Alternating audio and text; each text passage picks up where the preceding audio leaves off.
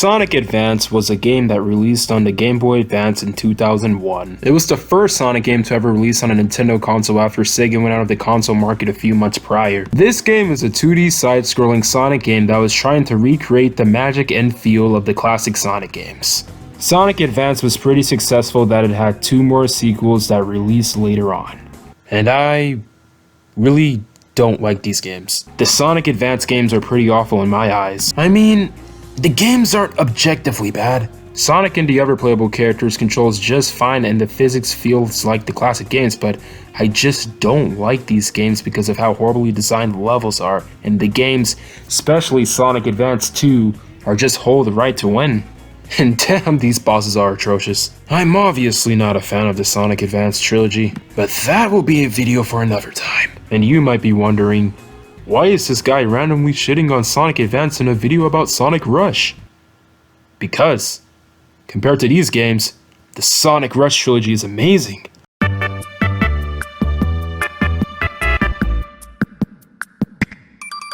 November 21st, 2004 was the day the Nintendo DS released. I liked the DS. There's a lot of games I liked on there. This console was pretty revolutionary at the time with its 2 screens and touchable bottom screen. Sega needed to release a Sonic game on this system.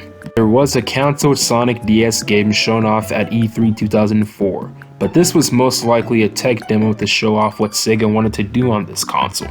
Sonic Team and Dimps were working on a new 2D Sonic game for Nintendo's new handheld. After Sega released Sonic Advance 3 in 2004, Sega wanted to see what they can do to continue these 2D sub-series of Sonic games. Instead of making a Sonic Advance 4 or something, they decided to make something new, fresh, something better, something that would improve the gameplay, something fresh for the series.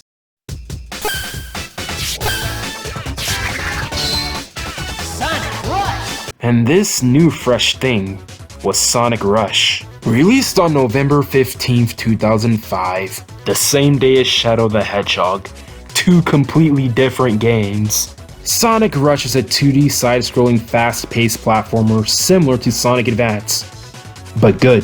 In fact, this game borrows some things from Sonic Advance like sound effects. This game adds a lot with the most obvious addition, the boost. The boost is such an amazing feature. I mean, look at how fast he's going! The boost formula returned in later games which were considered one of the best Sonic games in the series. This game also introduced tricks to the series. The more tricks you do, the more your boost gauge fills up. Yeah, the Sonic Advance games sort of had tricks, but those were just used to reach higher places or to go further in the levels. Sonic also has a spin dash and a homing attack, but to be honest with you, those are kinda useless here. The homing attack barely works here and there is no reticle or anything. And the only time I used the spin dash was like during bosses or if I ran out of boost or something. The homing attack is sort of useful for getting extra distance while platforming, but that's more of an air dash. You can also grind on rails, which is nothing new since you can also do that in Sonic Advance. Sonic pretty much controls exactly like he did in the classic and Advance games, and the physics are just spot on. Remember, these are the same developers, Dimps, who worked on Sonic 4. How could they go from this to that? Anyway, Sonic is not the only playable character. Blaze the Cat makes her debut in this game. One of, in my opinion, the coolest Sonic characters ever made. I think she has a really cool design and she plays pretty well too. She controls pretty much the exact same way as Sonic, and I don't know if this is me, but I feel like her boost is a bit slower. Her jump is obviously different. Instead of just jumping into a ball like most Sonic characters, she spins into some fire tornado. Her spin dash is like this too. She also has a super peel out from Sonic CD for some reason, and it's basically just a spin dash but without a hitbox. Another ability she has is hovering mid-air. This of course helps you with platforming. Now let's talk about the levels. The levels in this game are in 2x just like the classic games. And not gonna lie, the levels are pretty good, but not the best. The level environment looks good and interesting, but the level design can sometimes be questionable to say the least. The only real problem I have with the level design is the random bottomless pits they put everywhere. They aren't too bad once you get used to them, and it reminds you that this is still a 2D platformer and you just can't boost through the entire stage.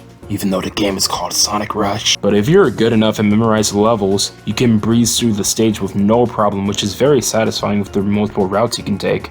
Just like the classic games. And I gotta say, Leaf Storm is one of the best introduction stages in Sonic history, up there with City Escape from Sonic Adventure 2.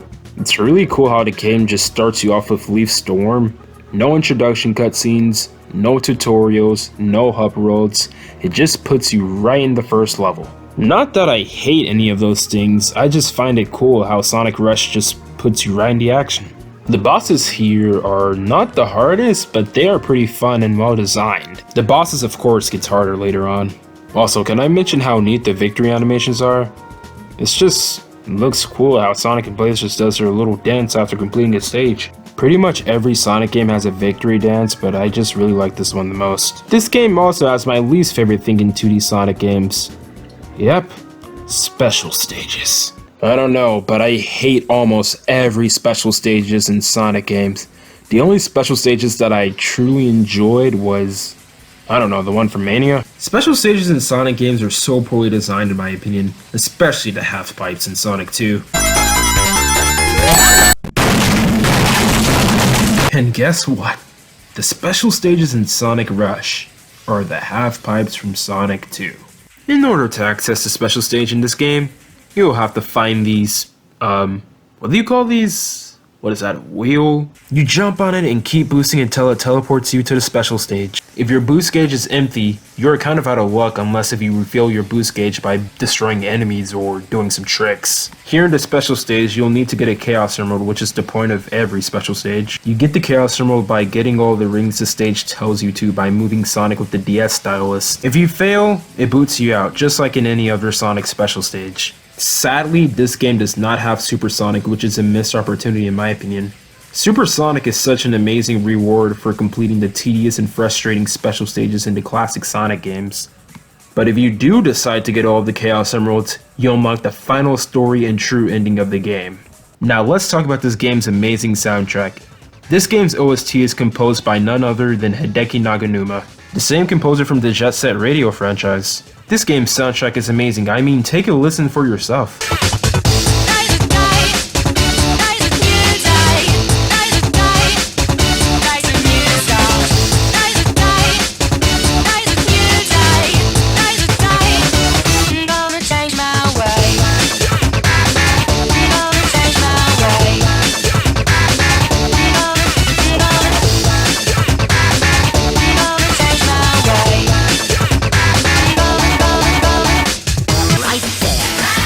Right there.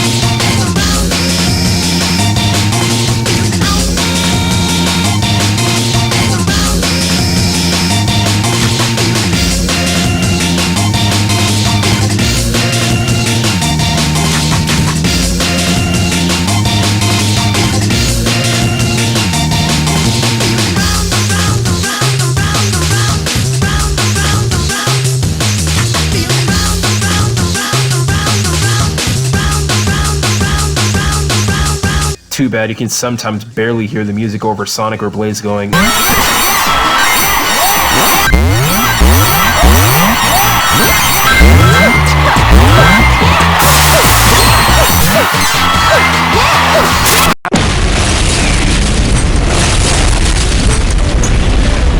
I would really like to see this style of music return in a Sonic game someday. The art style of this game is pretty good as well.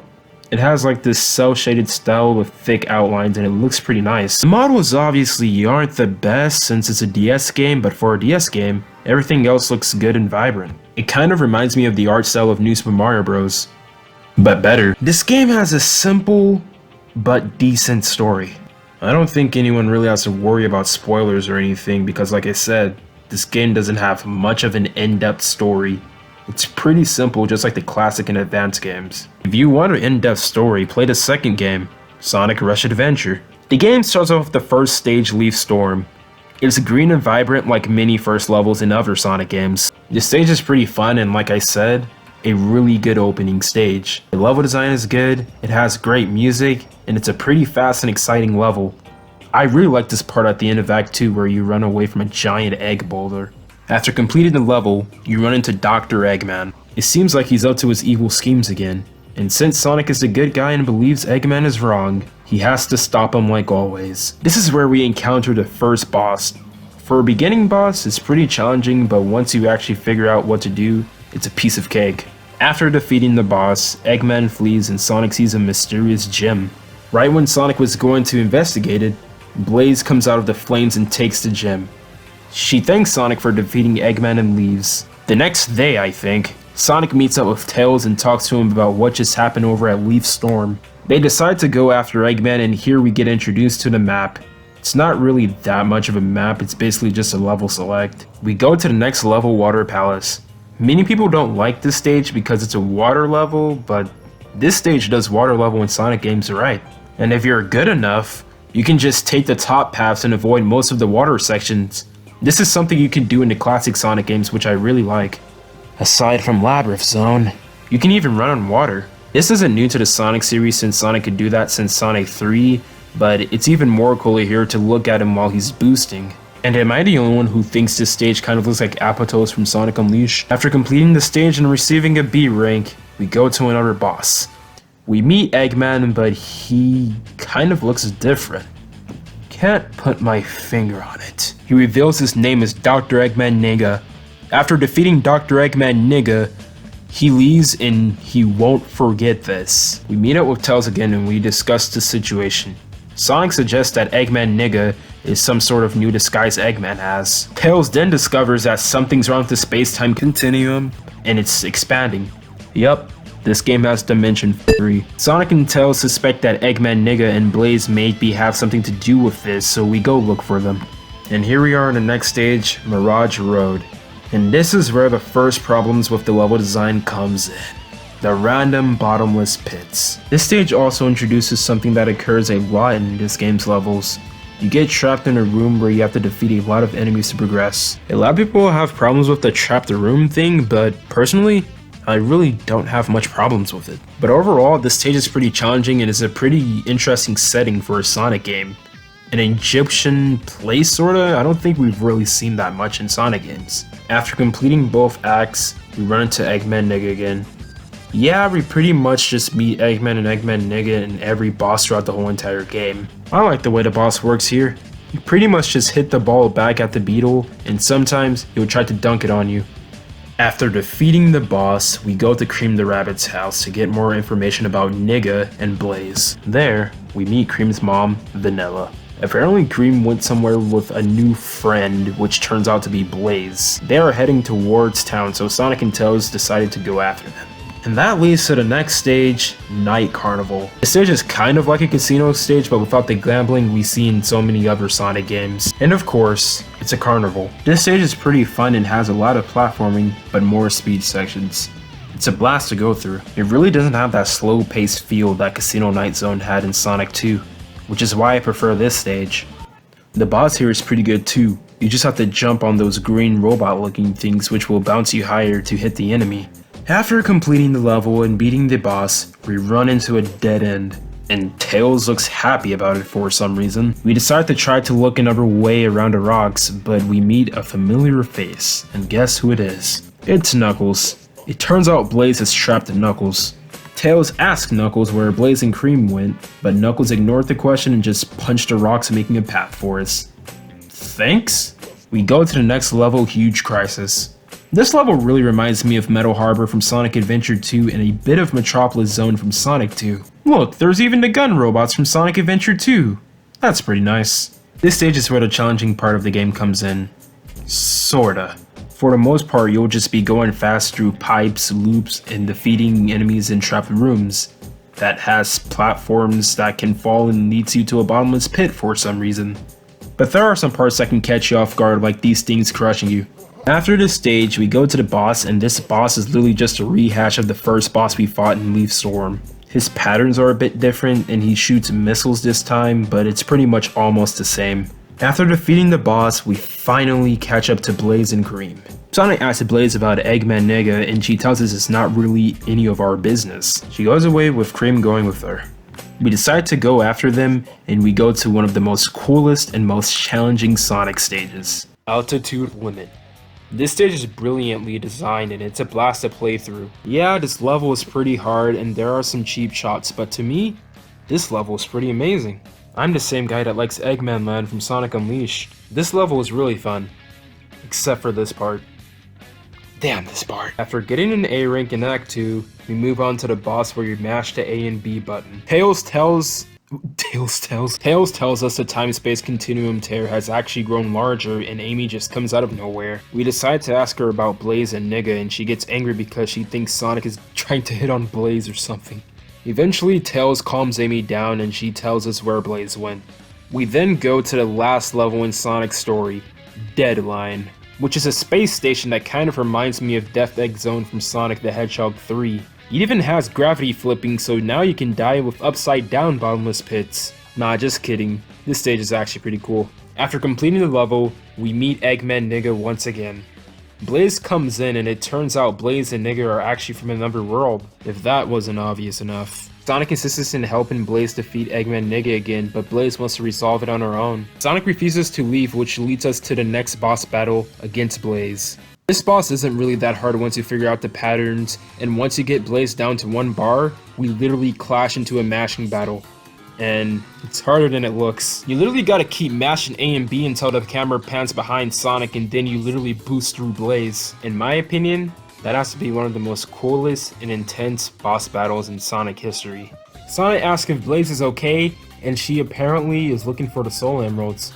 Her world versions of the Chaos Emeralds. Sonic gives a motivational speech to Blaze on how you should stay true to yourself, and they finally introduce themselves. It turns out the Soul Emeralds was the reason how Blaze came to Sonic's world, and those two worlds can't coexist with each other. Everything would disappear. Sonic tells Blaze to stay with Cream because Blaze is in bad shape at the moment, so Sonic and Tails heads out to defeat Dr. Eggman Nigga. And here we are in the final zone. The final boss of Sonic's story.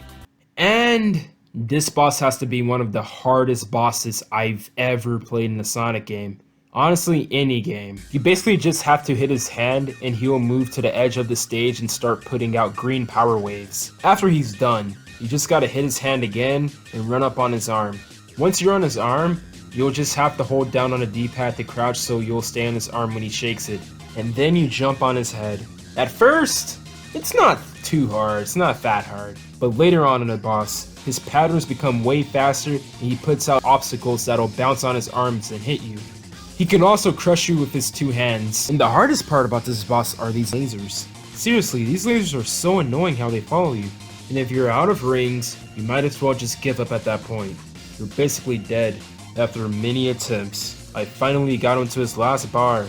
This is where the final phase comes in. He charges his head onto the stage a few times, and eventually he'll get stuck where he leaves himself wide open for you to get the last hit in.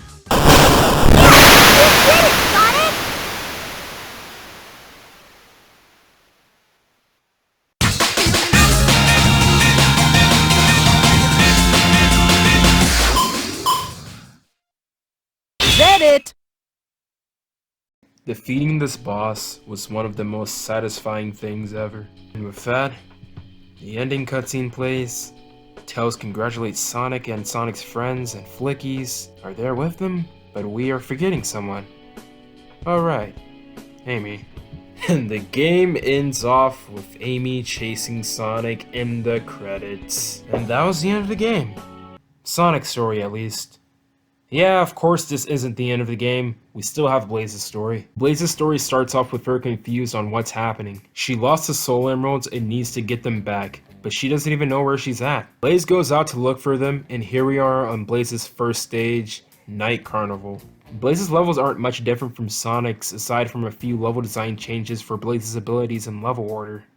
Blaze meets Eggman and we go on our first boss. Just like the stages, the bosses here are pretty much the same. After defeating Dr. Eggman, she kicks him and takes the Soul Emerald. Yeah, you don't have to do special stages the second time around to get the Soul Emeralds.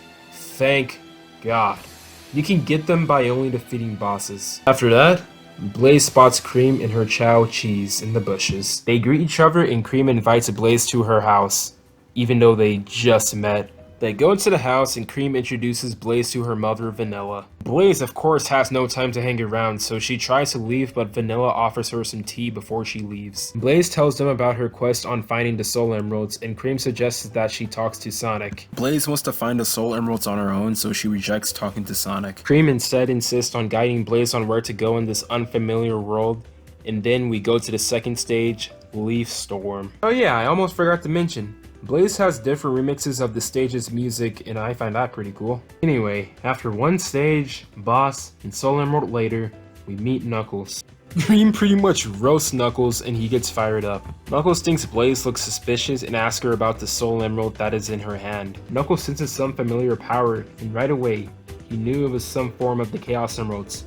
Of course he would know that since, you know, he's with the Master Emeralds all the time, so it would feel pretty familiar to him. Knuckles tells Blaze to give them to Sonic for safekeeping, but Blaze refuses since she really needs them. So Blaze blocks Knuckles with rocks, and then Blaze and Cream heads on to look for the last 4 Soul Emeralds. One Water Palace later, one down 4th Chaos Emerald, Cream asks where Sonic could have possibly went, but Blaze doesn't care cause so far, she's gotten 4 Soul Emeralds without Sonic's help. Then Amy shows up out of nowhere again looking for Sonic, and then Cream roasts Amy as well.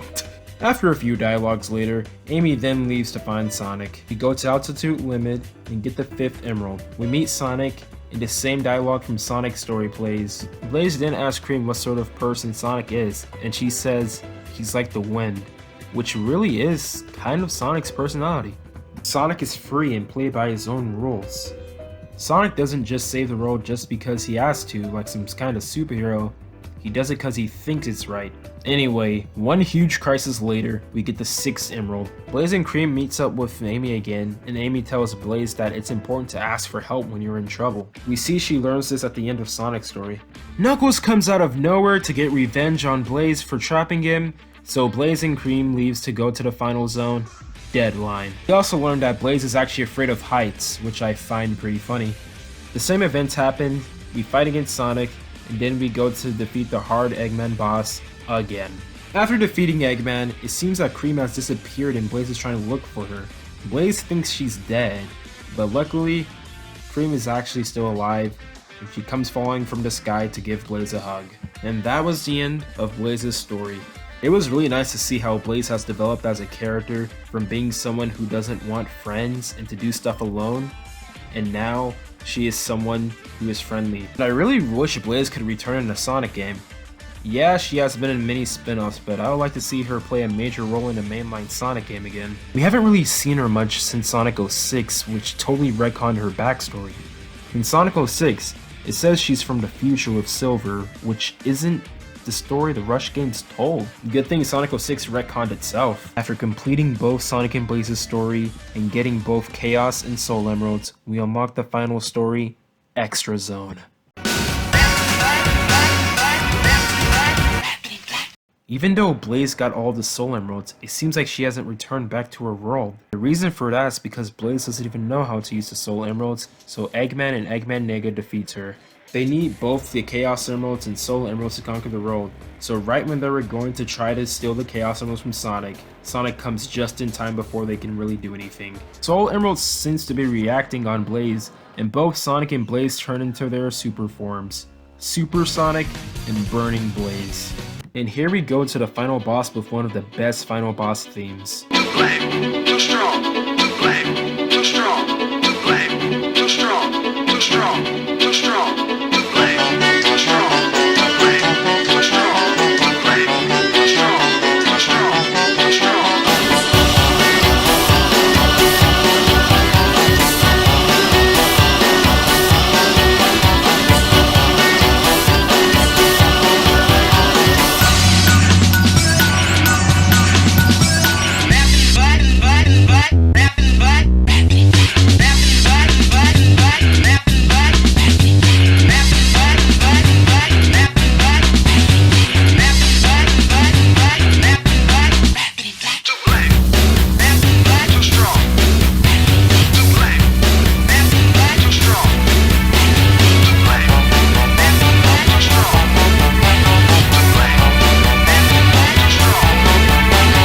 Fun fact, this song actually uses voice samples from a Malcolm X speech.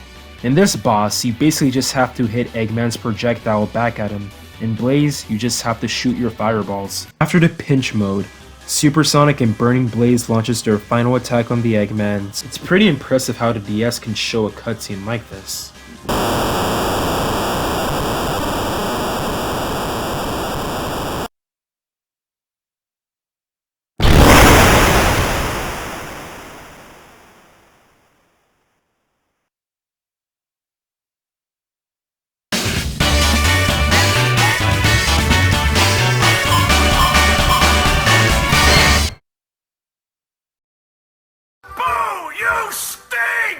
And with that, we beat the final boss. Sonic and Blaze say their final goodbyes and returns to each other's world. Blaze realizes her duty as a princess is to protect the Soul Emeralds and be true to herself. Oh yeah, did I even mention she was actually a princess? And that was the end of Sonic Rush. What a game. This is, in my opinion, one of the best Sonic games ever made. It had fun gameplay, amazing music, a simple but good story, and it was a really fun ride all the way through. Also, there's this post-credit scene, and I don't know why, but this shot right here looks hilarious to me. But this is not the end of the Sonic Rush saga. We are only just getting started.